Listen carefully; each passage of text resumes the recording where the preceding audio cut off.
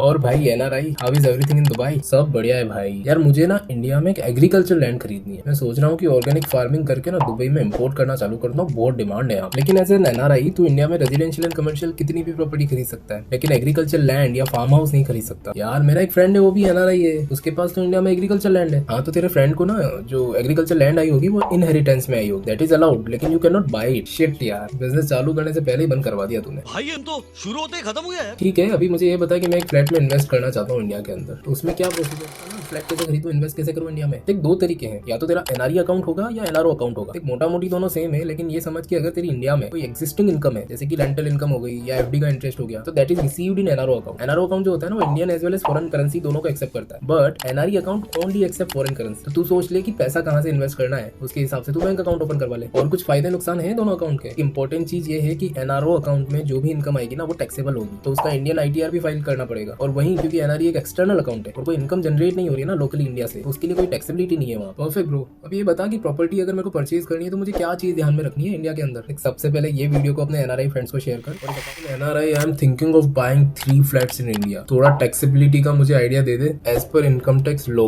अगर कोई भी पर्सन 3 प्रॉपर्टी का ओनर है ना, तो 2 को सेल्फ ऑक्यूपाइड माना जाएगा, और तीसरी ऑनवर्ड जितनी भी प्रॉपर्टी है उसको भले ही रेंट पे ना दिया हो, माना जाएगा कि उसका रेंट आता है। माना जाएगा मतलब भले ही खाली पड़ा हो फिर भी इनकम मानी जाएगी। यस, उसे डीम्ड इनकम बोलते हैं। इनकम टैक्स रूल्स के हिसाब से आपको एक अप्रोक्सीमेट रेंट कैलकुलेट करना पड़ेगा आपके नियर बाई एरियाज का रेंट देखते हुए, और उसे अपने आईटीआर में रेंट इनकम करके दिखाना पड़ेगा, और उस पे जो भी अप्रोप्रिएट टैक्स बनता है वो भी पे करना पड़ेगा। अच्छा, और मान ले मेरे ऑलरेडी 2 घर दुबई में है और अभी मैं सिर्फ एक घर इंडिया में खरीद रहा हूँ, तो फिर तो इस केस में ना तेरा दुबई वाला जो घर है उसको सेल्फ ऑक्यूपाइड माना जा सकता है, और तेरे इंडिया वाले फ्लैट पे डीम्ड रेंट के हिसाब से टैक्स पे करना पड़ेगा। Bro then I will have to rethink about investing in India. No, you won't have to rethink about your decision. Investing in India is the best thing.